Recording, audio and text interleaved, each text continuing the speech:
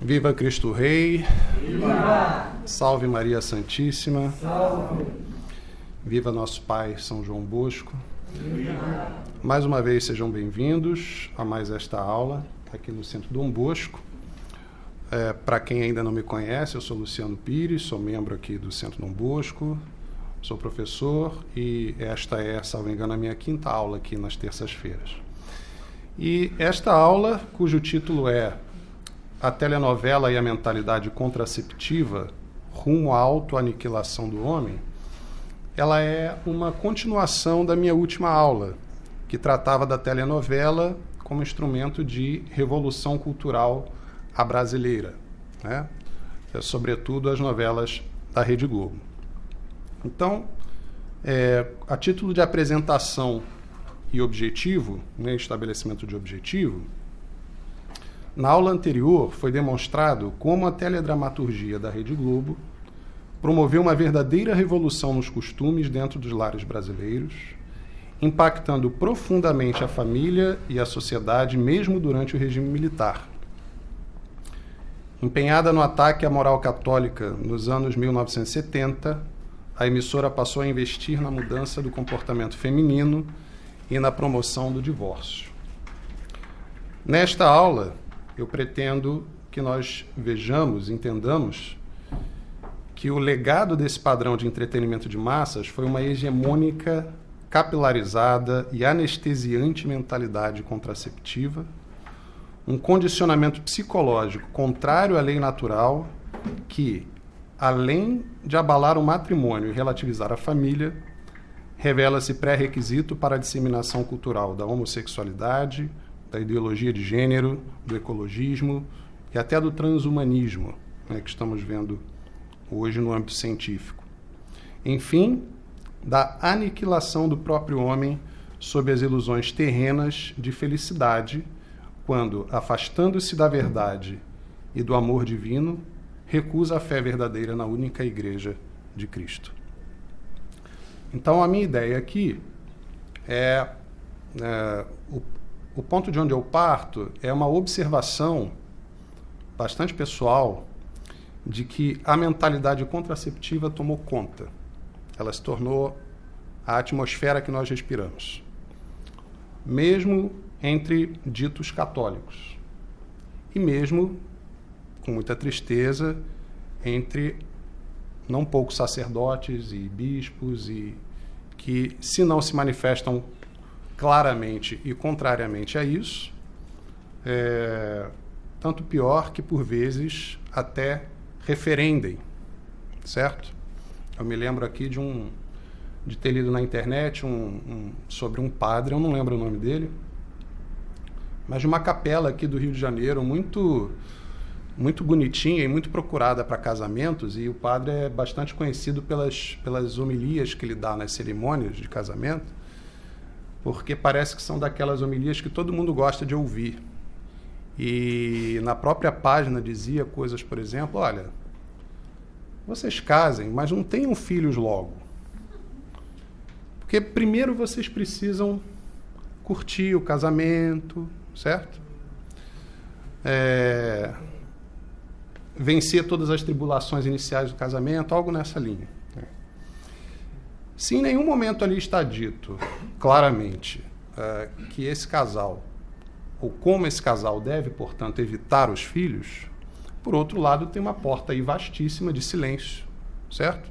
Que muito facilmente, dadas as condições disseminadas culturalmente, os noivos podem perfeitamente entender que podem se valer de métodos contraceptivos, que podem se valer daquilo que a Igreja sempre condenou e continua condenando. Né? Então, esse tipo de coisa é um exemplo desse anestesiamento. A gente já não se dá conta disso, né? Pois bem, então, antes de eu avançar para esta aula propriamente dita, eu queria fazer com vocês uma breve revisão da última aula, né? Então, eu comecei naquela ocasião apresentando evidências da influência das telenovelas da Globo nas regiões cobertas pelo sinal da emissora. Naquela ocasião, eu até apresentei um estudo do Banco Interamericano de Desenvolvimento, apresentado pelo economista Alberto Chong. O resultado desse estudo era basicamente o seguinte: onde o sinal da Rede Globo chegava, aumentavam os divórcios e diminuíam os filhos. Isso é assim, empiricamente comprovado. E celebrado, porque o próprio economista que apresenta esse estudo, ele fala isso como uma grande conquista. Ele celebra a telenovela como grande promotora de renovações supostamente necessárias na sociedade. Tá? Mencionei também a conversa entre Lauro César Muniz e o então senador Nelson Carneiro, que foi o autor da Lei do Divórcio, que foi aprovada em 1977, em que a telenovela funcionou fazendo lobby pela Lei do Divórcio. Então, a novela Escalada, que tinha Tarcísio Meira como galã da novela, em 1975, tinha ali um enredo que criou o ambiente para lançar para público, né? Sensibilizar o público com uma determinada situação que favorecia a abertura ao divórcio. Né? Também falei com vocês sobre a série Malu Mulher, que foi protagonizada pela Regina Duarte no final dos anos 70. E naquela ocasião eu trouxe um texto, uma matéria que dizia o seguinte, abre aspas: Malu Mulher foi a primeira heroína que opta pela separação como forma de recuperar sua identidade e reconstruir a vida de forma independente. Ao contrário de suas predecessoras, que se separam justificadas por um marido que se revela vilão ou porque já tem um outro amor em perspectiva, Malu rompe seu casamento sem pensar numa nova união. Além da separação e do divórcio, a série tocaria em outros temas relacionados aos novos costumes, como machismo, violência doméstica, prazer feminino, de forma muito menos velada do que até então. Malu se tornaria uma espécie de símbolo da mulher brasileira, profissional, liberada e divorciada. Naquela ocasião eu frisei o fato de a autora do artigo se referir a isso como novos costumes. Quer dizer, estamos no final dos anos 70. A pílula anticoncepcional foi posta em circulação em 1960. Já tinha acontecido o Woodstock, já tinha acontecido o Maio de 68, já tinha acontecido toda uma onda revolucionária de liberação sexual e, vejam só, a violência contra a mulher é tratada como aqui um novo costume, é percebida como um novo costume. É paradoxal, né? Ou paradoxal na cabeça de quem imaginava que com a revolução sexual a dignidade da mulher seria ampliada, enfim. Falei também sobre o gênio de Dias Gomes, né, em especial, e sua obra ressentida contra a Igreja e a moral católica. Especificamente as obras O Pagador de Promessas, O Santo Inquérito, Roque Santeiro, que foi uma novela de enorme sucesso, de grandíssima audiência. Né? Ali nós tínhamos o fomento a adultério, fornicação, o celibato sacerdotal era ridicularizado, né? O Pagador de Promessas tinha ali uma questão de sincretismo religioso, que também discutimos amplamente na aula passada. Falei também dos frutos dessa revolução, né? Contracepção, adultério, divórcio e aborto, comuns nos bastidores da minoria artística, eram dramatizados e projetados nacionalmente sobre a mulher comum como pretensas demandas sociais reprimidas. Esse era o golpe. Né? E veja, não que fosse um golpe consciente, porque certamente há pessoas conscientes nesse processo todo, mas eu creio que todo mundo mais diretamente envolvido nas produções artísticas não pensava dessa maneira. Podia até pensar em estratégias ardilosas, mas pensando que trabalhavam para o bem comum. Né, pensando realmente que isso traria um ganho de liberdade, um ganho de humanidade, inclusive. Né? E com a força persuasiva de personagens marcantes e atrizes de talento. O êxito revolucionário é flagrantemente manifesto na população, sobretudo na mulher das classes mais baixas. O glamour sedutor de Malu, a mulher televisiva que nos anos 70 se tornaria uma espécie de símbolo da mulher brasileira, profissional, liberada, divorciada, estigmatizando o casamento, faria emergir a mulher de classe baixa, com dupla ou tripla jornada, filhos de pais diferentes e sozinha. Por quê? Porque era usada e abandonada afetivamente por todos eles, né? Afetiva e materialmente. Quantas e quantas empregadas domésticas, por exemplo, não são assim hoje? Eu me lembro, como professor na escola pública, uns poucos anos atrás, eu tinha uma aluna que era meio problemática, ela era meio arredia, ela tinha bons dias e maus dias, e aí ela sumiu um tempo. Depois de muito tempo ela voltou, daí eu fui até ela, perguntei o que tinha acontecido, por que ela tinha sumido aquele tempo todo, daí ela desfiou, ela falou, professor, depois da aula eu converso. Daí ela desfiou todo um rosário de tragédia familiar, né? Veja, ninguém morreu, mas era o seguinte, ela era filha de um pai que já tinha tido 5 ou 6 mulheres e tinha tido filho com todas elas. E a mãe dela, por sua vez, tinha um namorado com quem já tinha acabado de ter um outro filho. E o pai, salvo engano, não sei se o pai tinha sido preso, estava passando por alguma dificuldade que ela, já adolescente, de todos os filhos que ele espalhou por aí, ela era uma que era chamada a responder por algumas coisas, a tomar algumas atitudes e tudo. Então, vejam, essa menina estava na primeira série do ensino médio. Que cabeça essa menina vai ter para aprender alguma coisa? Com tamanha instabilidade familiar. O chão em que ela pisa não é um chão firme, né? Então, que memória ela vai levar da sua infância e da sua adolescência, fases tão importantes, em que é tão importante aquela estabilidade familiar para que nós consolidemos os valores, consolidemos uma visão projetiva de futuro, uma vida realmente reta, né?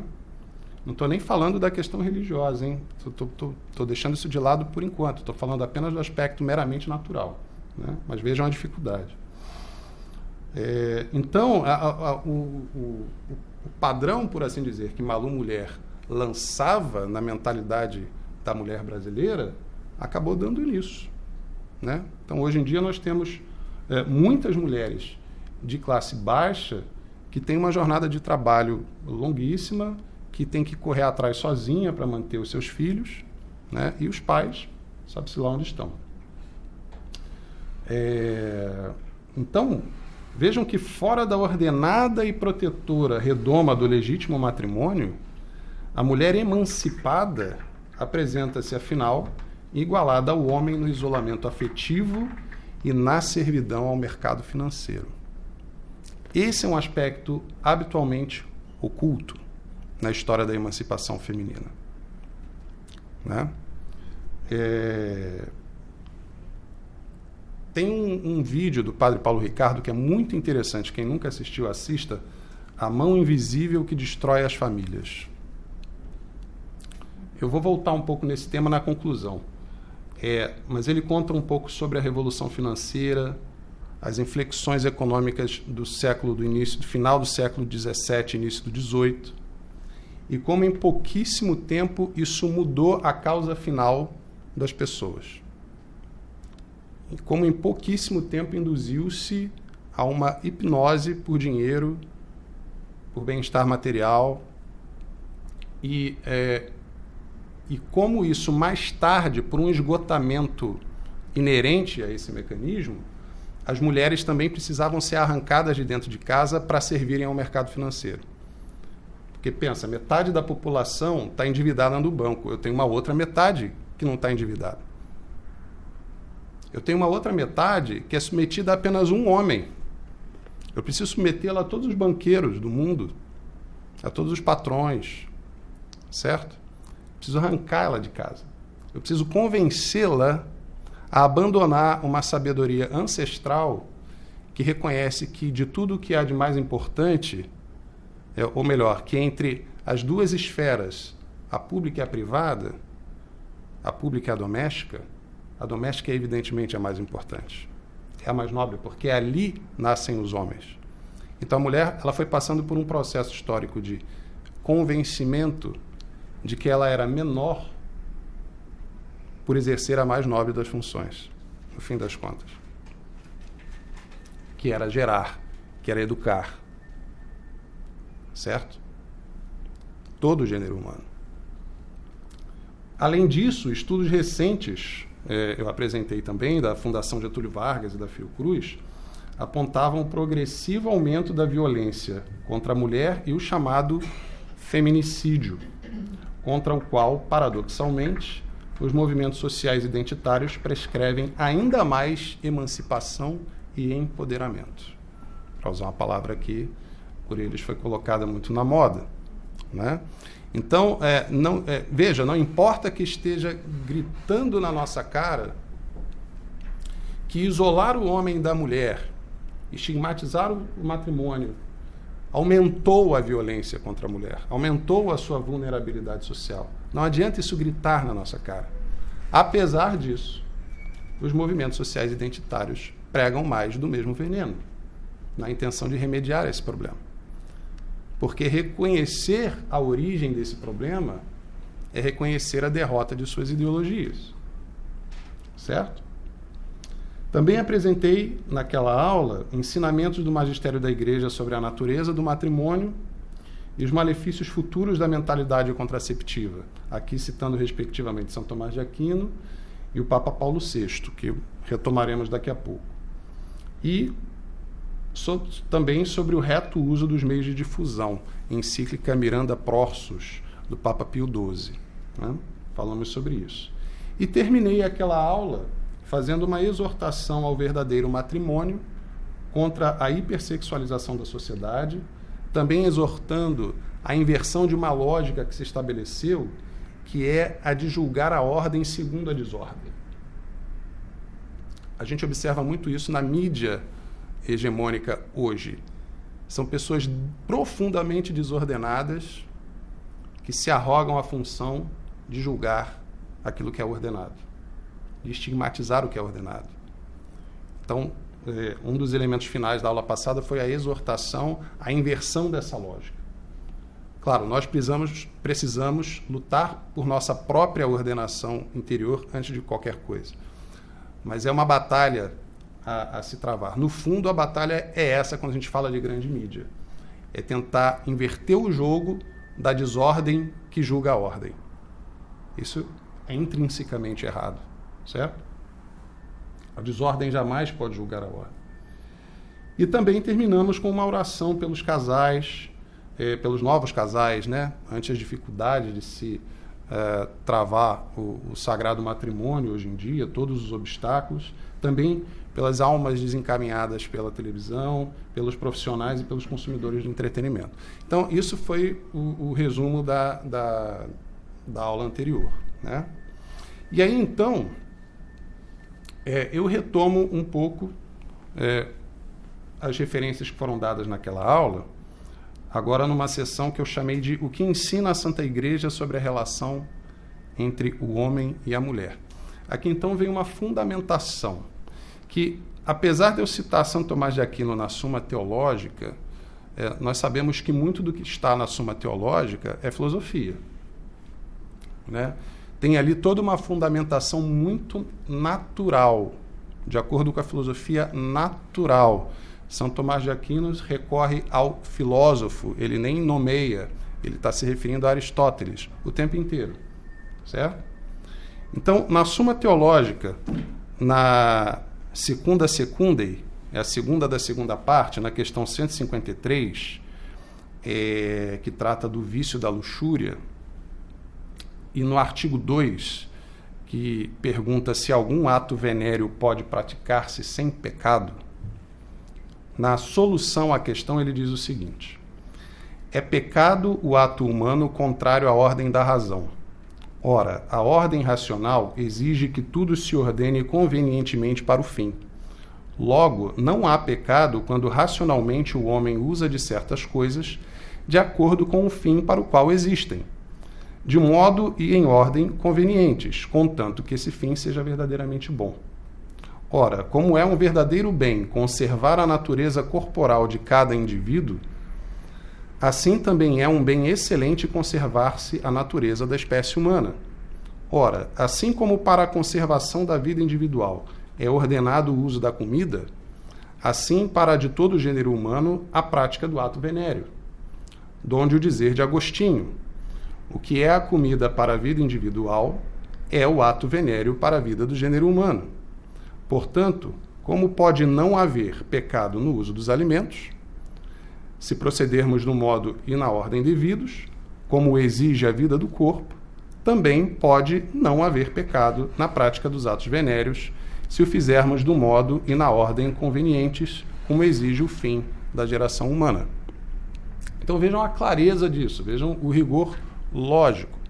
O que é o ser humano? O ser humano é um animal racional, certo?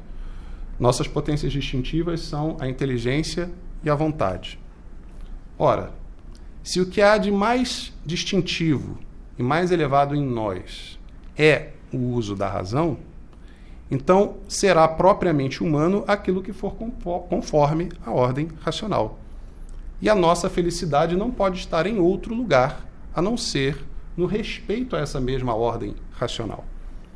É claro, aqui ele não está falando disso ainda, mas, teologicamente, cremos que somos marcados pelo pecado original. Então, nós perdemos aquele estado de justiça original, de amizade com Deus com que fomos criados. Logo, nós temos mais inclinações. Então, nós até somos capazes de saber o que é certo, mas com muita frequência, como diz o apóstolo São Paulo, uma outra lei comanda o nosso corpo e nos afasta do que é certo. Não é? Então, que não percamos isso de vista. Se o que distingue o homem são as suas potências intelectivas, então a sua verdadeira felicidade e o que é absolutamente correto tem que estar necessariamente conforme a ordem da razão. Certo? E na aula passada eu botei isso aqui de modo bastante mais sucinto. A nutrição está para o corpo, assim como o sexo está para a saúde da espécie. Né? A nutrição está para a saúde do corpo, assim como o sexo está para a saúde da espécie. Simples assim. Não há nada de distintivo no fato de fazermos sexo. Os cavalos também fazem, os macacos também fazem. Não há nada de distintivo em nós. Nós desenvolvemos toda uma loucura, toda uma obsessão em torno disso, que é, no fim das contas, o deslocamento ou a troca artificial da finalidade própria do sexo, que é, evidentemente, a procriação, a saúde da espécie, por aquilo que se ordena a essa finalidade própria, que é o prazer sexual. O prazer sexual não é o fim do ato venéreo. Nós podemos decretar que mas vai ser um decreto totalmente arbitrário. E se não guarda raízes no ser das coisas, é intrinsecamente desordenado. Isso é muito simples. Não é? Então nós veremos que muito, inclusive, dos pareceres de gente da ciência, eles são automaticamente desclassificados porque operam segundo pontos cegos na compreensão dessa realidade. No fim das contas, são pareceres anticientíficos, porque não fazem uso da reta razão. Não? Mais adiante, São Tomás de Aquino, ainda na questão 153, mas no artigo 3, em que ele responde se a luxúria relativa aos atos venéreos pode ser pecado, ele diz o seguinte: quanto mais necessária for uma coisa, tanto mais deve ser governada pela regra da razão. E, portanto, será tanto mais viciosa quanto mais preterir a ordem racional. Ora, a prática dos atos venéreos é sumamente necessária ao bem comum, que é a conservação do gênero humano. Por isso, deve ser sumamente regulada pela ordem da razão. E, por consequência, será vicioso o que, nessa matéria, se fizer contra tal ordem. Ora, a luxúria, por natureza, excede o modo racional na prática dos atos venéreos. Logo e sem dúvida, a luxúria é pecado. Veja que não tem sentimentalismo nenhum aqui. É a pura observação da realidade. Né? Ou seja, como o professor Sidney Silveira disse tantas vezes, né, na fase inicial do São Dom Bosco, nós católicos não somos puritanos. O sexo para nós não é um problema, não é um defeito, não é um mal a ser contornado com excesso de pruridos. Não, o sexo está perfeitamente integrado à nossa realidade humana. Mas ele tem uma ordem. É muito simples. Não é? Então, daí o fomento da tradição católica, do magistério de sempre, às famílias numerosas. Veremos que isso tem mais de uma utilidade, na verdade. Né? Mais adiante, quando São Tomás de Aquino fala na questão 154 das partes da luxúria, e ele pergunta no artigo 2 se a simples fornicação é pecado mortal, ele diz o seguinte na solução da questão. A fornicação simples, o que é a fornicação simples? É a conjunção carnal natural, quer dizer, entre homem e mulher, fora do matrimônio. A fornicação simples importa uma desordem, que redunda em dano da vida do que nascerá dessa união sexual. Vemos, pois, que todos os animais que precisam dos cuidados do macho e da fêmea para criarem os filhos não praticam o sexo livre, mas o de um macho com uma determinada fêmea, uma ou várias, como se vê em todas as aves. Ao contrário, os animais em que as fêmeas por si só são capazes de criar os filhos praticam o sexo livre, como se vê nos cães e em outros animais. Ora, é manifesto que para a criação dos filhos na espécie humana não bastam apenas os cuidados da mãe, que os amamenta, mas muito mais os cuidados do pai, que deve educá-los, defendê-los e dotá-los de bens tanto internos como externos. Por isso, é contra a natureza do ser humano praticar o sexo livre, sendo necessária a união de um homem a uma determinada mulher, com a qual ele permaneça não por pouco tempo, mas diuturnamente e mesmo por toda a vida. E daí vem para a natureza humana a solicitude natural do homem pela certeza de sua prole, porque cabe a ele educá-la. Ora, essa certeza desapareceria com o sexo livre. Então vejam, a espécie humana não se encontra entre as espécies animais em que a fêmea dá conta do recado de criar os filhos. Isso é manifesto. Né? Quem é pai, quem é professor, eu que no caso acumulo as duas funções, mas não precisa ser nenhuma das duas coisas, basta que você seja um filho, sobretudo hoje em dia, quanto tempo uma criança, um jovem precisa passar sob a tutela dos pais até caminhar com as próprias pernas? Hoje está em pelo menos 2 décadas, certo? Hoje ninguém sai de casa, sei lá, antes dos 25 anos. Tem gente que está em casa até 40 e tantos, 50, que nunca vai sair de casa. Né? Muitos egressos da loucura lá dos anos 80, tem ainda hoje umas figuras folclóricas aí, que vivem com os pais. E aí entraram numa bolha apartada da realidade e dependem de se sustentarem na eterna revisita de um passado esquizofrênico. Né? Então vejam, o ser humano, para caminhar com as próprias pernas, ele precisa de muito tempo sob a tutela dos pais, ele precisa de uma estabilidade familiar.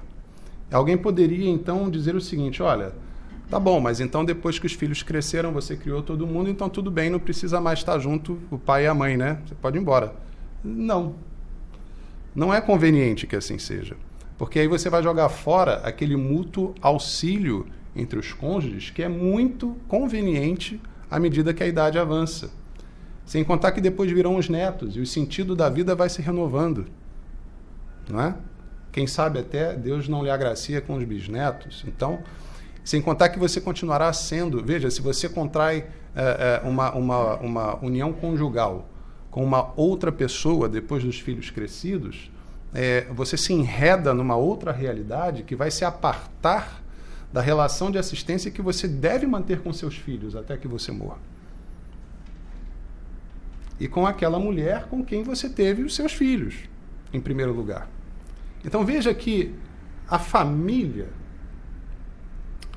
ela é um todo orgânico, perfeitamente integrado e que só pode permanecer, sobreviver e fomentar a verdadeira saúde e a verdadeira felicidade humanas dentro do matrimônio tal como ensina a Santa Igreja, como veremos, né? A mentalidade contraceptiva é uma revolta contra isso. É uma revolta juvenil, pueril, e que, como veremos, nos trouxe grandes desgraças, né?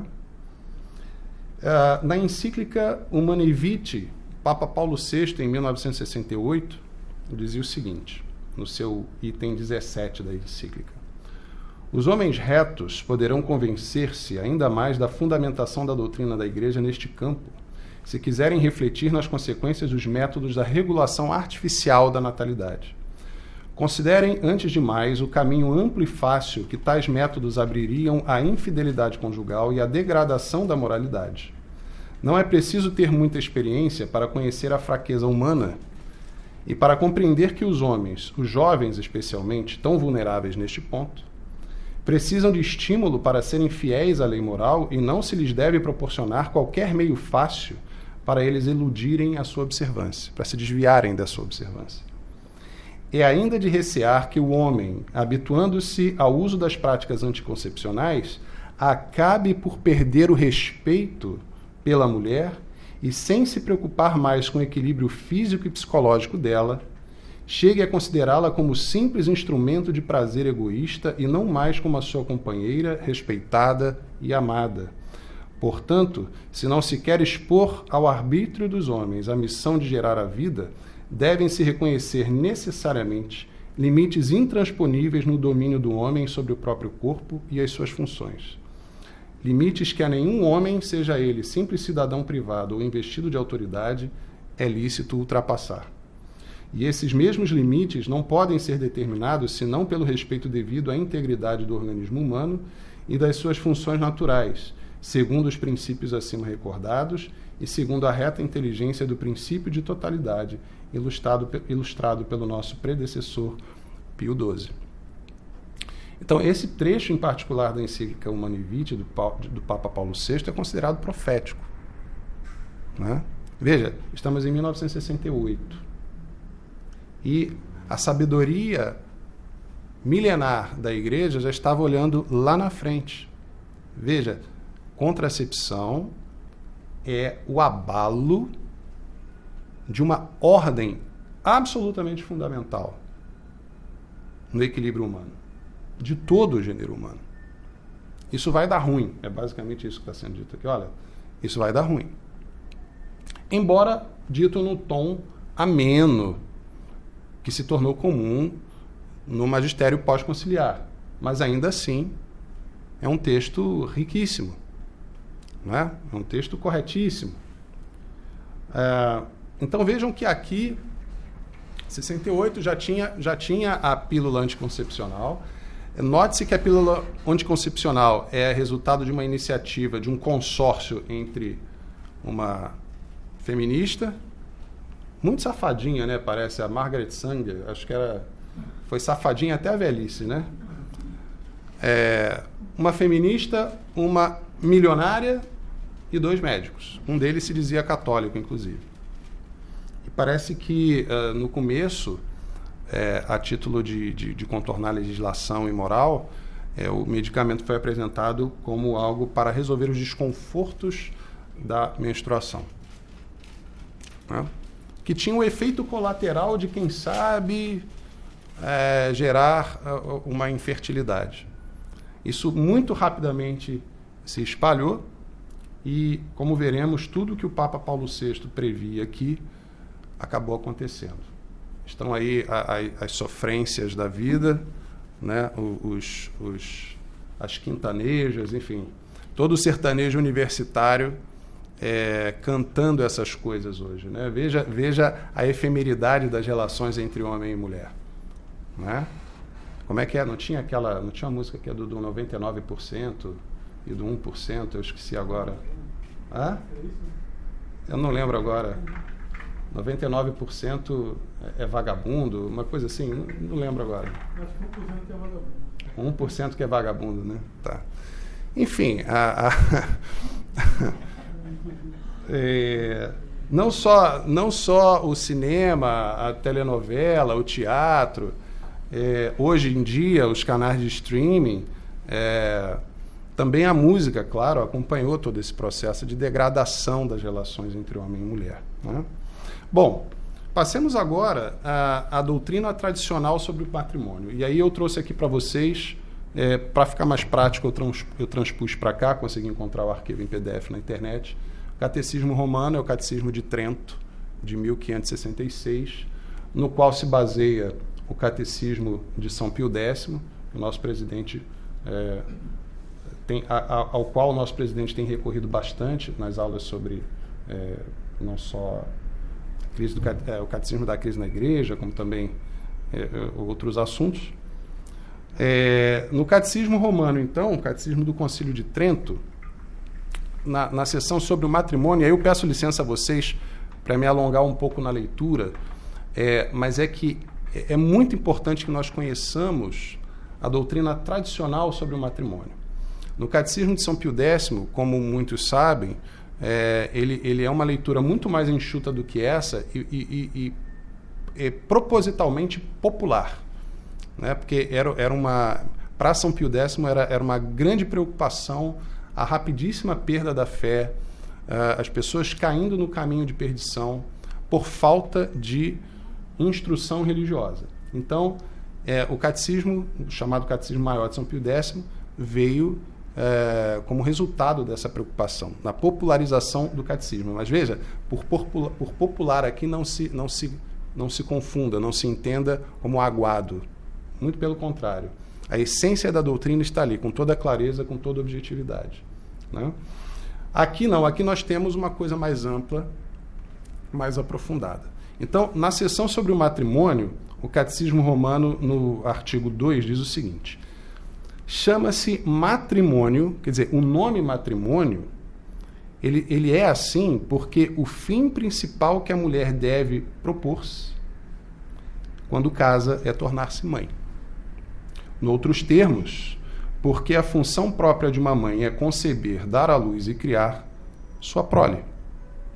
Chama-se também conjúgio, do étimo latino coniungere, porque a legítima esposa e o marido ficam, por assim dizer, ligados um ao outro por meio de um jugo comum.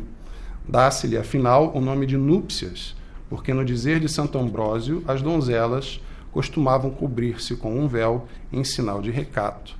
Ao mesmo tempo, davam assim a entender que deviam obediência e submissão aos seus maridos. E esse aqui é o tipo de passagem, né, como aquela famosa passagem de São Paulo, que causa arrepios nos homens e nas mulheres contemporâneos, né? Como assim, né? A mulher submetida ao marido. Bom, o fato é que décadas e séculos de ideologias nos deixaram inequivocamente claro que parece ser parte da realidade que, queiramos ou não, a mulher acaba sendo submetida a um ou mais homens. Então, se ela não se submete a um homem dentro da esfera sagrada do matrimônio, o que acaba acontecendo é que a sua dignidade diminui, né? Submeter-se aqui, isso vai ficar claro mais adiante, em absoluto significa reduzir a dignidade da mulher frente ao homem. É tão somente reconhecer que dentro de uma família existe uma hierarquia, existem responsabilidades diferentes, existem ônus diferentes, né? Não vai se esperar da esposa que tome a frente, por exemplo, na defesa física contra uma violência infligida à família. Não por acaso, na tradição, os exércitos são constituídos por homens. É papel do homem ir lá e correr o risco de morrer, né? Então, existe uma série... As próprias feministas, né, são muito zelosas em lutar pela inserção, pela ampliação da mulher no mercado de trabalho, mas em funções que, vamos combinar, são bem confortáveis, né?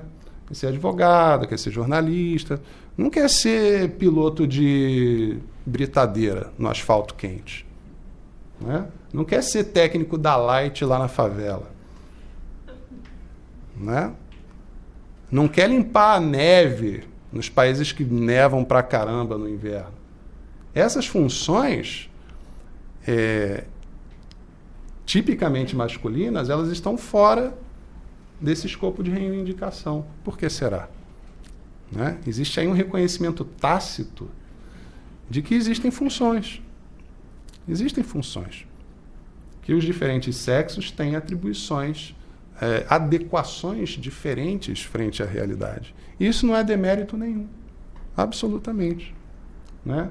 Pelo contrário, sugerir que há um demérito nisso é agir insidiosamente contra esse equilíbrio que é o equilíbrio possível e virtuoso entre o homem e a mulher no núcleo familiar. No artigo 3, segue o catecismo. No sentir comum dos teólogos, o matrimônio se define da maneira seguinte: matrimônio é a união conjugal do homem com a mulher entre pessoas canonicamente habilitadas e que estabelece uma inseparável comunhão de vida. Para melhor se compreender esta definição em suas partes, cumpre ensinar que num matrimônio perfeito deve haver consentimento interior, contrato exterior manifestado por palavras, compromisso e vínculo decorrentes desse contrato e união carnal dos cônjuges, pela qual fica consumado o matrimônio.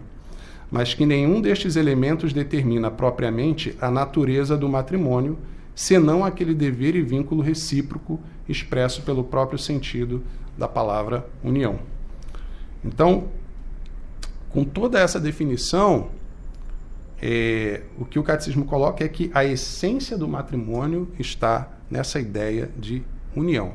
Nós veremos que isso tem fundamento nas Escrituras, na boca de Nosso Senhor Jesus Cristo e também no Antigo Testamento.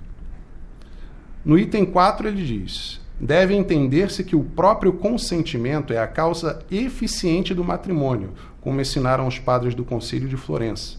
Com efeito, o vínculo obrigatório só pode ter sua origem no mútuo consenso e contrato. Então, não existe casamento válido sob coação. Certo? Então, vejam, estamos aqui no trevoso século XVI, certo? Em que a Igreja ensina, reconhece que o matrimônio não é válido se não for de livre consentimento das partes. No item 5, por conseguinte, não basta o consentimento de uma só parte. Para se contrair matrimônio, é preciso um mútuo consentimento, dado por ambas as partes. No item 6, mas quem se liga a outra pessoa, mediante o contrato matrimonial irrevogável, ainda que depois se arrependa, já não pode mudar nem anular ou desfazer o que está feito. Por conseguinte, uma vez que o matrimônio não consiste numa simples promessa, mas numa alienação recíproca pela qual o marido entrega realmente à mulher o poder sobre o corpo e a mulher faz outro tanto com relação ao marido, é necessário que sua celebração se faça com palavras que exprimam o tempo presente. Tanto que forem proferidas, essas palavras permanecem em vigor e conservam marido e mulher ligados por um vínculo indissolúvel. Né?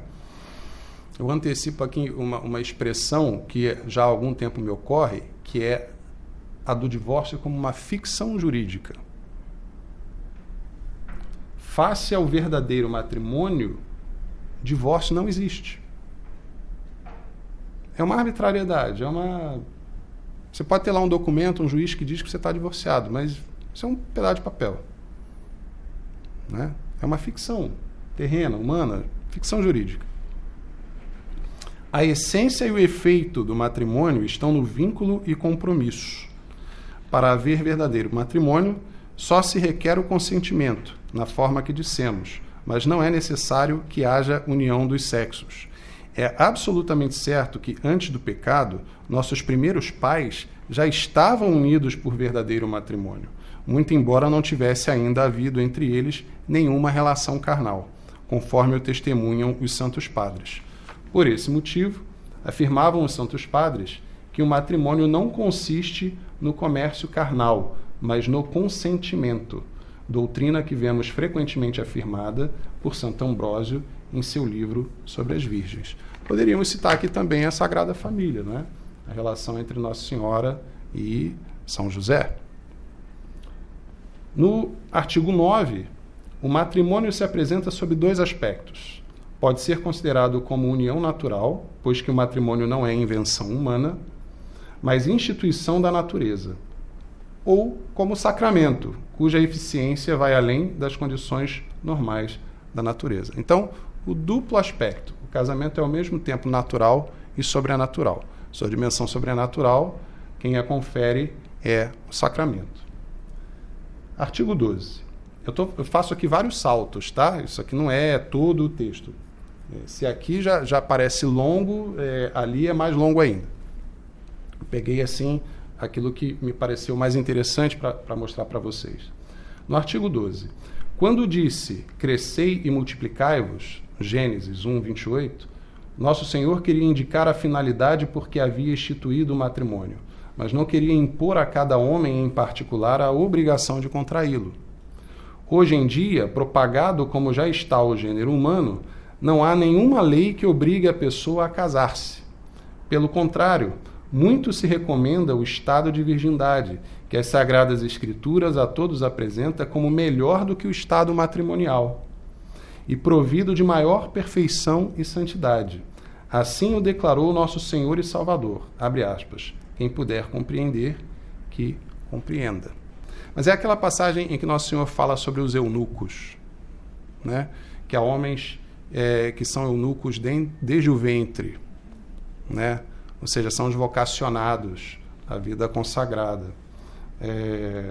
E o apóstolo falou, quanto às virgens, não recebi nenhum mandamento do Senhor. Dou, porém, um conselho, como quem do Senhor conseguiu misericórdia para ser fiel. Aí, aqui, na primeira epístola aos Coríntios, capítulo 7, versículos de 25 a 34. Permitam-me ler aqui para vocês. Diz o seguinte: a respeito das pessoas virgens, não tenho mandamento do Senhor, porém dou o meu conselho, como homem que recebeu da misericórdia do Senhor a graça de ser digno de confiança. Julgo, pois, em razão das dificuldades presentes, ser conveniente ao homem ficar assim como é. Estás casado? Não procures desligar-te. Não estás casado? Não procures mulher. Mas, se queres casar-te, não pecas. Assim como a jovem que se casa, não peca. Todavia, padecerão a tribulação da carne, e eu quisera poupar-vos. Mas eis o que vos digo, irmãos. O tempo é breve. O que importa é que os que têm mulher vivam como se não a tivessem. Os que choram como se não chorassem. Os que se alegram como se não se alegrassem. Os que compram como se não possuíssem. Os que usam deste mundo como se dele não usassem, porque a figura deste mundo passa. Quisera ver-vos livres de toda preocupação. O solteiro cuida das coisas que são do Senhor, de como agradar ao Senhor. O casado preocupa-se com as coisas do mundo, procurando agradar a sua esposa. A mesma diferença existe com a mulher solteira ou a virgem. Aquela que não é casada cuida das coisas do Senhor, para ser santa no corpo e no espírito. Mas a casada cuida das coisas do mundo, procurando agradar ao marido. Vejam, meus caros, e foi muito interessante essa leitura porque ela só me ocorreu hoje, enquanto eu preparava essa aula. Não precisamos de métodos contraceptivos, porque Deus chama pessoas à vida consagrada. Então, veja como a criação é perfeita. A paternidade e a maternidade espirituais são legítimos contentores demográficos. Se assim não parece, é pela escassez de vocações. Não é? Então, nosso Senhor diz que há eunucos desde o ventre. Ou seja, há pessoas que não têm a inclinação para o casamento, naturalmente. Essas pessoas, no entanto, não precisam deixar de ser pais e mães. Serão pais e mães espirituais, como são os sacerdotes, como são as freiras, como são os religiosos em geral. Então, veja, houvesse no mundo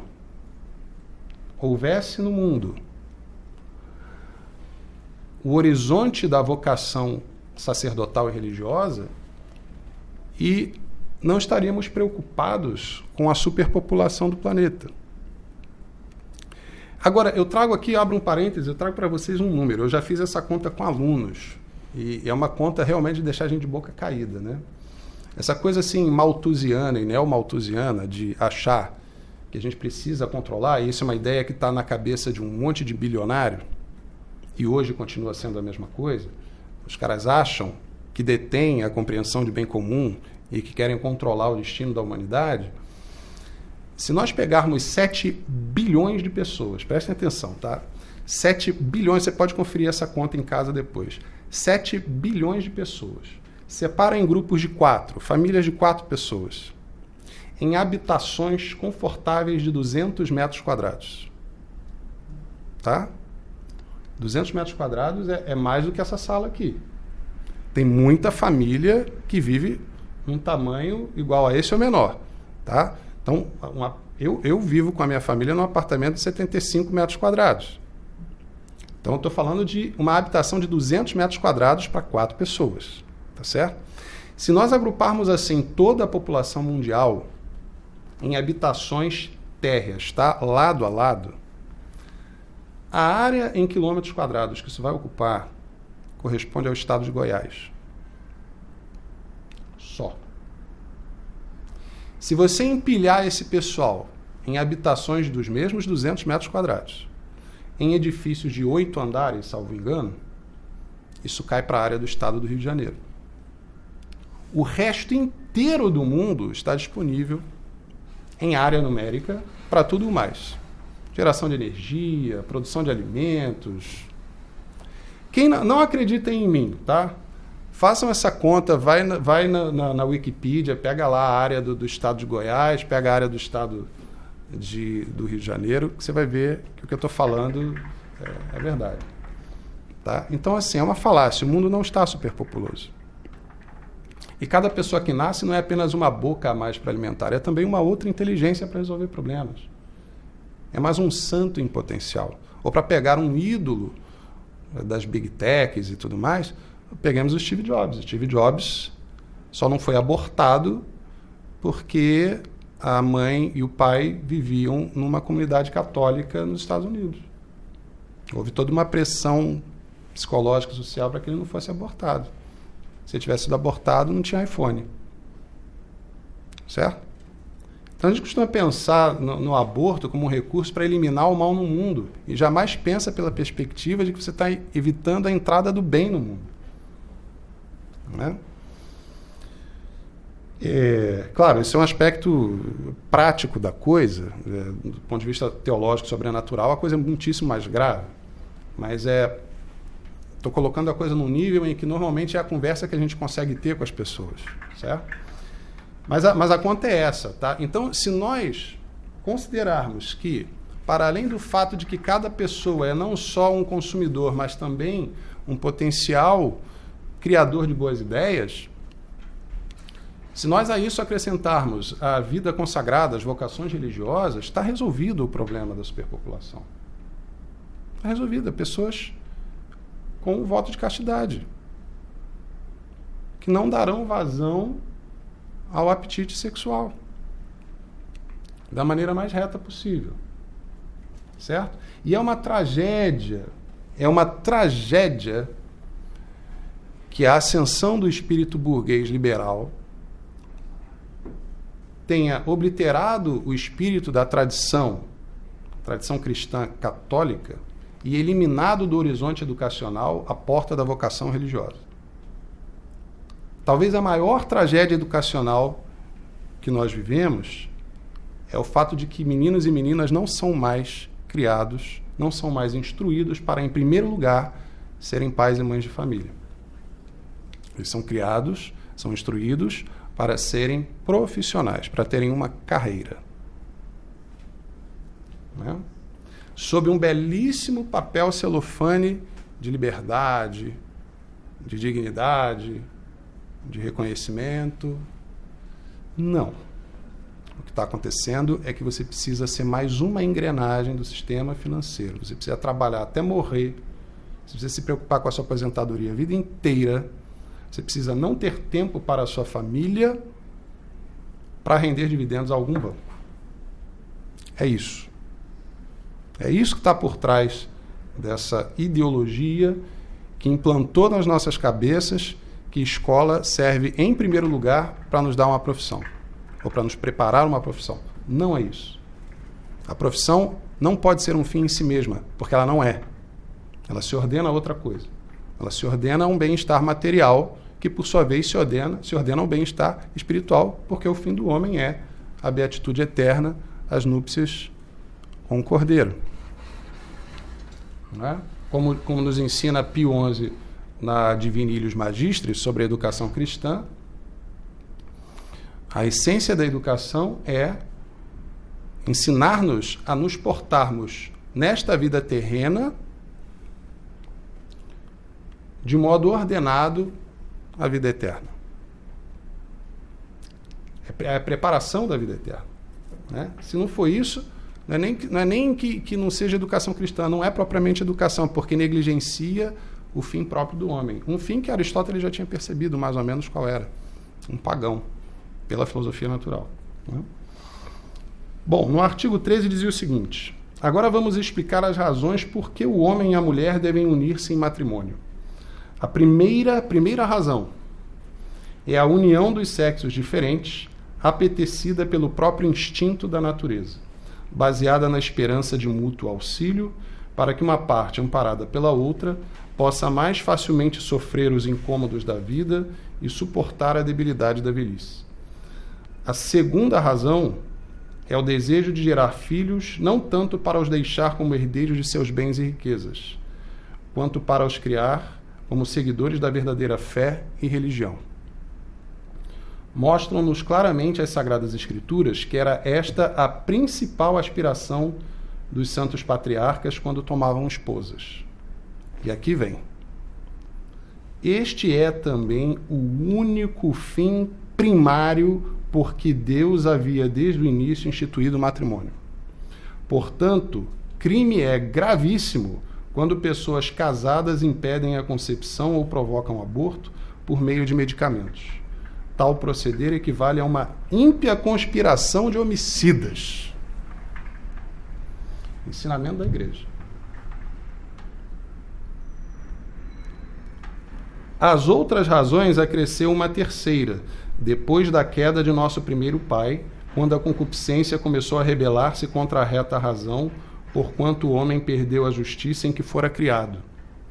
Quem, pois, sente a sua própria fraqueza e não quer tomar sobre si a luta contra a carne, deve valer-se do matrimônio como remédio que faz evitar os pecados da incontinência. Nesse sentido, escreveu o apóstolo: por causa da luxúria, tenha cada um a sua mulher e cada mulher o seu marido. 1 Coríntios 7, 2. Mais adiante, depois de ensinar que por causa da oração convinha de vez em quando abster-se do débito conjugal, ele acrescentou a explicação: tornai, porém, a viver como de costume, para que Satanás não venha a tentar-vos por causa de vossa incontinência.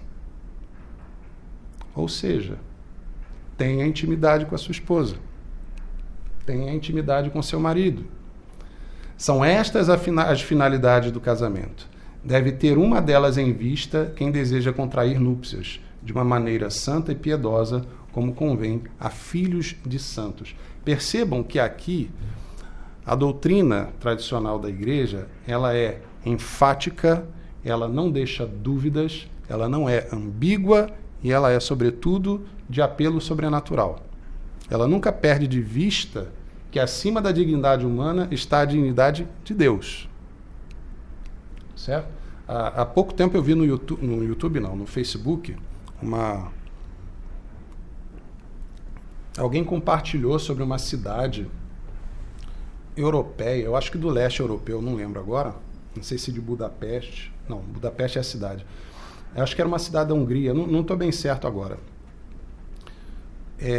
Em que virtualmente não existia divórcios na cidade.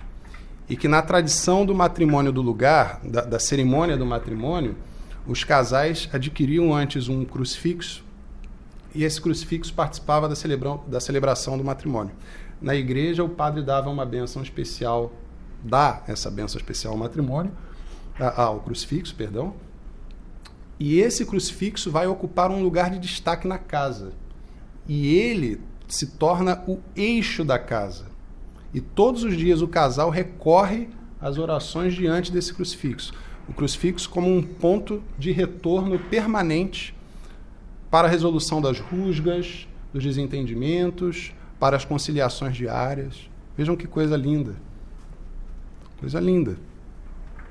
Não é? Quer dizer, Deus no centro da união conjugal. Então percebam que são 3 as razões e a prole está na segunda razão. Mas o catecismo romano faz questão de frisar que este é o fim primário. Quer dizer, a família se ordena à prole.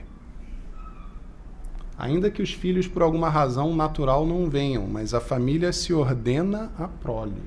Certo?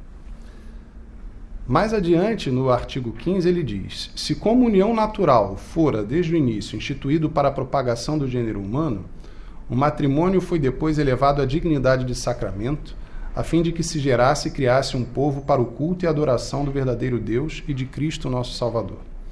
Querendo dar uma imagem adequada de sua íntima união com a Igreja e de seu infinito amor para conosco, Cristo nosso Senhor indicou a dignidade de tão grande mistério, principalmente pela comparação que fez com essa sagrada união entre o homem e a mulher. Ora, quando São Paulo diz que este mistério é grande, ninguém pode duvidar que o diga com referência ao matrimônio, porquanto a união do homem com a mulher estabelecida por Deus é um mistério, quer dizer, um sinal sagrado daquele sacratíssimo vínculo que une Cristo nosso Senhor à Igreja. Pois, com toda a evidência, quer o apóstolo comparar o marido a Cristo e a esposa à Igreja. O marido é a cabeça da mulher, assim como Cristo o é da Igreja. Por isso, deve o marido amar sua esposa, e de sua parte deve a esposa amar e respeitar seu marido. Pois Cristo amou a Igreja e entregou-se por ela. Por sua vez, como diz o mesmo apóstolo, a Igreja está sujeita a Cristo. Ora, este sacramento significa e confere uma graça, e nisso está principalmente o caráter sacramental. É o que definem as seguintes palavras do concílio, abre aspas, a graça, porém, que devia aperfeiçoar aquele amor natural, consolidar sua unidade indissolúvel, santificar os cônjuges, o próprio Cristo nola mereceu. Ele que é autor e consumador dos veneráveis sacramentos.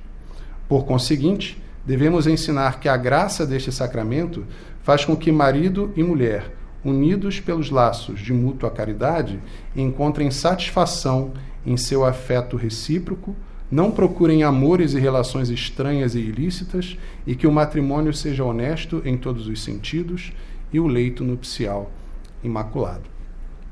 Então aqui entra um aspecto fundamental do matrimônio, e aí, se eu voltar um pouquinho na história de Dias Gomes, que eu falei na aula anterior, quem assistiu, quem não assistiu, recomendo que assista, quem assistiu talvez lembre,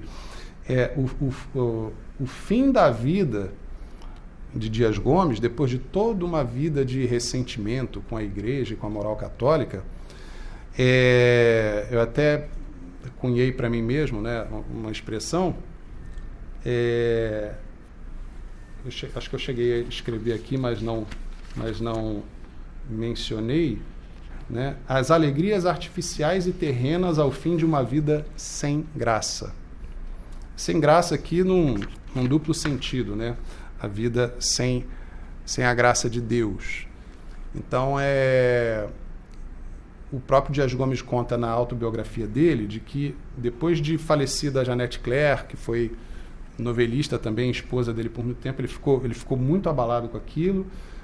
Daí ele curou esse abalo com uma segunda esposa, mais jovem, E aí ele teve que submeter a uma cirurgia cardíaca muito séria, e ele diz que ele morreu por alguns minutos durante essa cirurgia, e que quando ele voltou com toda uma outra perspectiva. Quer dizer, ele teve ali... Pode ser que tenha acontecido algo de espiritual com ele, mas ele não parece manifestar isso no relato. Ao que parece, o relato dele indica o resultado de um efeito meramente corporal de um medicamento que ele tomou. Então ele teve uma onda muito boa da droga que injetaram nele, e somado à penitência passiva daquele perrengue, ele renovou, né, de certo modo, a esperança na vida, o desejo de viver e tudo mais.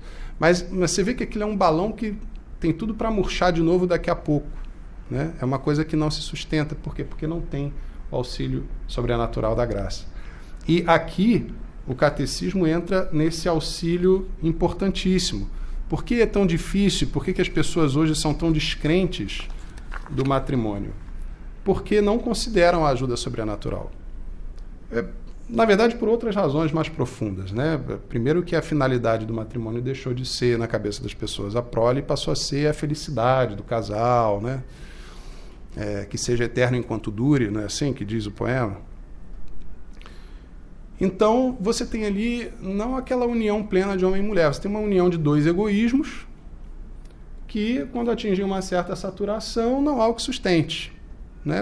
A finalidade daquilo perdeu-se abaixo do horizonte, e longe do auxílio sobrenatural da graça, é muito fácil que a coisa se desfaça, né? Então, esse elemento é fundamental, porque o matrimônio é muito desafiador. É muito desafiador. Quem é casado sabe, né? Todo dia tem uma coisa lá que tem que se segurar na fé, tem que segurar na esperança e na caridade para levar adiante. Tem que lembrar do amor de Deus, tem que lembrar da perspectiva sobrenatural e da outra vida. E isso muda tudo. E aí, quando você volta a olhar para a esposa, para os filhos, fica tudo renovado, né? Mas precisa do auxílio da graça. No artigo 18, fácil será reconhecer quanta vantagem o sacramento do matrimônio leva sobre os casamentos que se celebravam antes ou depois da lei mosaica, apesar de que os gentios viam no matrimônio algo de divino e por isso mesmo consideravam contrários à natureza e dignos de repressão as uniões livres, os estupros, os adultérios e outras espécies de libertinagem. Todavia, seus matrimônios não tinham verdadeiro caráter de sacramento. Em geral, os judeus observavam mais escrupulosamente as leis matrimoniais, e não se pode duvidar que suas núpcias se revestiam de maior santidade. Como tinham recebido a promessa de que todos os povos seriam abençoados na descendência de Abraão, era para eles um grande dever de religião gerar filhos e propagar a raça do povo eleito, dentro do qual havia de nascer como homem Cristo nosso Senhor e Salvador. Ainda assim, também suas uniões matrimoniais não tinham o caráter de verdadeiro sacramento. Acresce uma circunstância. Se considerarmos o regime matrimonial, quer na lei da natureza, depois do pecado, quer na lei dada por Moisés, desde logo reconheceremos que o matrimônio decaiu de sua primitiva dignidade moral. Quando ainda vigorava o regime da lei natural, muitos houve entre os antigos patriarcas, dos quais temos a certeza de haverem tomado várias mulheres ao mesmo tempo. Mais tarde, já na lei de Moisés, foi permitido dar libelo de repúdio, se houvesse motivo, e assim divorciar-se da mulher. Ambas as disposições foram abolidas pela lei do Evangelho, e o matrimônio tornou ao seu estado de primitiva pureza. Né? Então, eu passo agora as Escrituras. Em São Mateus 19,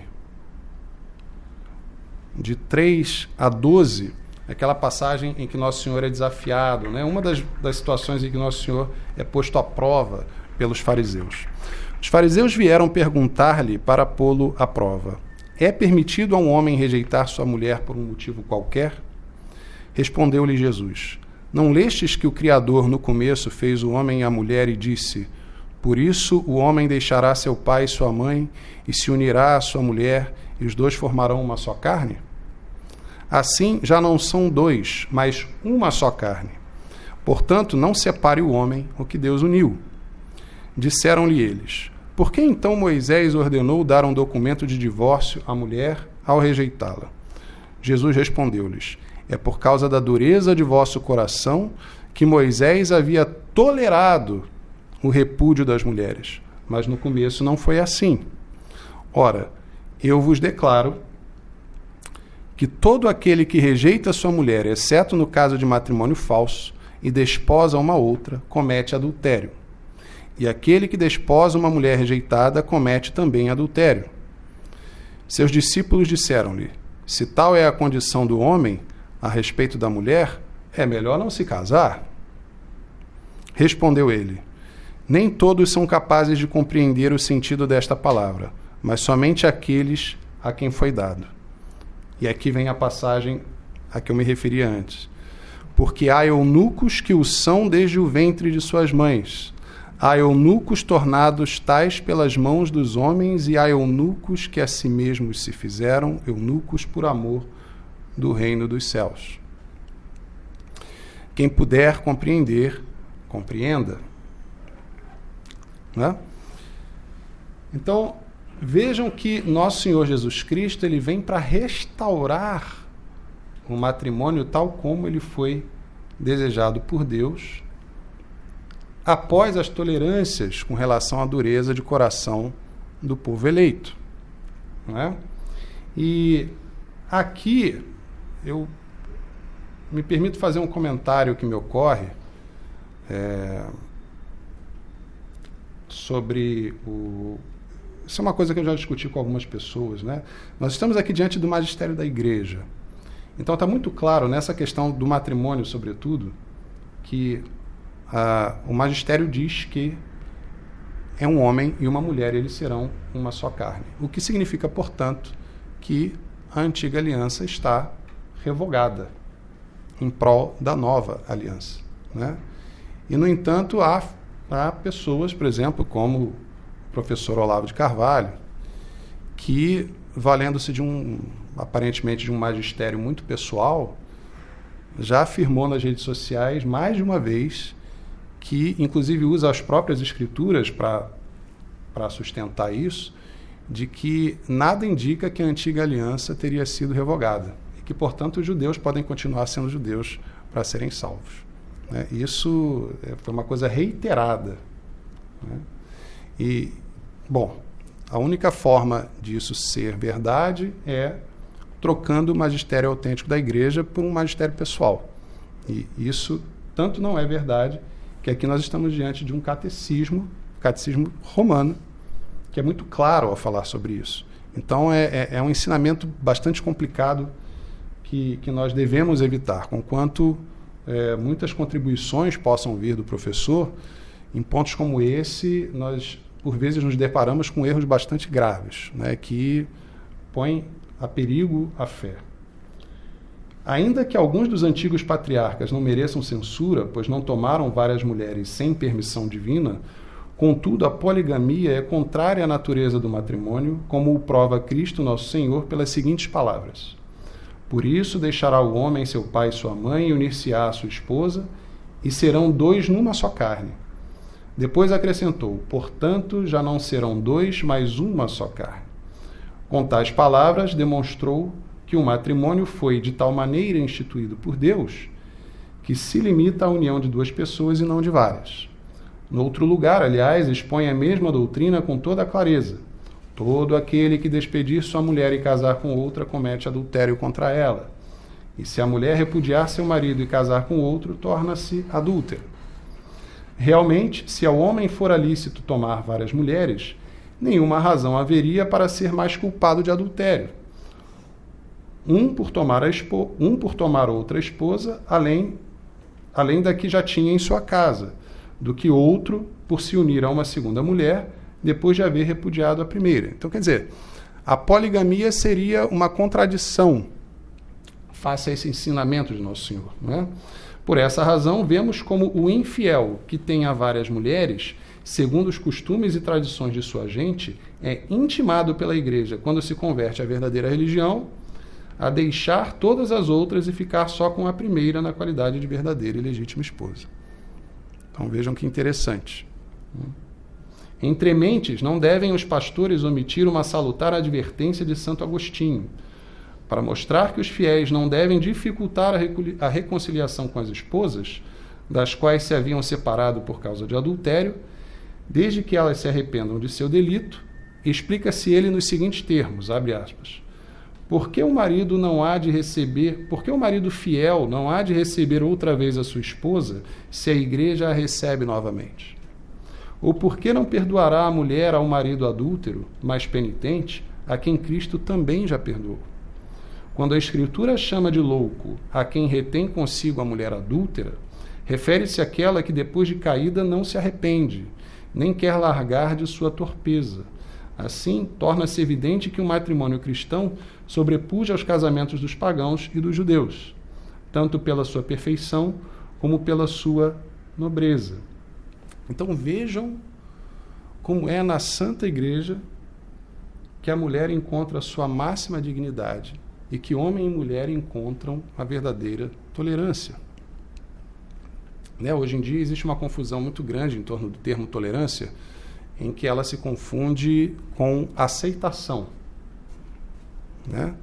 Tolerar é suportar um mal em vista de um bem maior ou de se evitar um mal ainda maior, mas nunca aceitar o errado pelo certo. Então não se trata de dizer que o homem ou a mulher, quando cometem adultério, estão certos. Não, eles estão errados.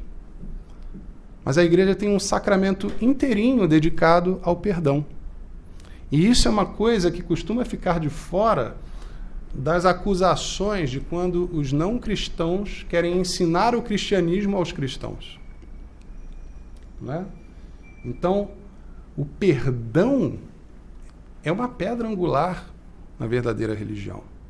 Porque em face do que é esta vida, frente à vida eterna, esses males não são nada. Se você comparar qualquer insatisfação, contrariedade neste mundo com as penas eternas do inferno, não tem comparação. E Deus Nosso Senhor quer todos nós com Ele na glória. E Nosso Senhor Jesus Cristo, por amor infinito para conosco, instituiu esse sacramento, o sacramento da reconciliação, da confissão ou da penitência, em que nós somos lavados dos nossos pecados, mediante a verdadeiro arrependimento e contrição. Então vejam que a tolerância por excelência não está em outro lugar senão na Igreja Católica. E não por acaso as sociedades que se descristianizam, elas muito rapidamente evoluem para tiranias, declaradas ou veladas. Então, hoje em dia, por exemplo, face ao comando de certas ideologias, as pessoas tolhem o seu discurso, as suas opiniões. Quer dizer, no império da liberdade, as opiniões têm que ser muito bem pensadas, porque não há perdão. Existe o tal do cancelamento, O pessoal inventou na internet o cancelamento. Não tem perdão. E essas pessoas querem ensinar cristianismo aos cristãos. Para eles não existe perdão. Chesterton dizia que o mundo, a igreja não aceita nada, mas perdoa tudo. O mundo aceita tudo, mas não perdoa nada. Chesterton e suas frases lapidares. Isso diz muita coisa. Então, a verdadeira tolerância está na igreja. Estamos aqui de novo no trevoso século XVI. E a igreja dizendo, olha, se o marido teve a infelicidade de pular a cerca, ou a senhora teve a infelicidade de pular a cerca, pois bem, vem aqui, se arrependa, confesse seu pecado. Se o seu marido não sabe, nem fala com ele. Nem fala com ele. Porque você vai gerar uma situação onde isso vai dar? Como o seu cônjuge vai lidar com isso? Eu já vi casos, assim, até de pessoas próximas, que não católicas, mas que incorreram nisso, e justamente por não serem católicas. Por não ter a clareza, por não ter no seu horizonte o sacramento da confissão, acabam cativas de um peso legítimo na consciência, que a pessoa sente que se ela não abrir aquilo para outra parte, ela vai estar permanentemente errada. Ela não vai conseguir se livrar daquela culpa. E aí a emenda fica pior que o soneto. Porque aquela pessoa não sabia e nem queria saber daquilo. Né? E aí, por mais arrependido, sinceramente arrependido que você esteja, aquela pessoa, o seu cônjuge começa a... Então, ela que tinha uma imagem de você, dependendo da fortaleza ou tibieza da personalidade dela, ela vai olhar para você sempre com desconfiança daqui para frente. Né? Ao passo que se você tivesse um padre, se fosse lá se confessar, pronto, está resolvido o problema, acabou. Mais alguém viu? Ninguém viu? Pronto. Está resolvido. Você não veja mais essa pessoa, certo? Você dispensa essa relação com ela. Pronto, acabou. Vai viver sua vida com sua esposa. Na paz do Senhor. Pronto, está resolvido. Né?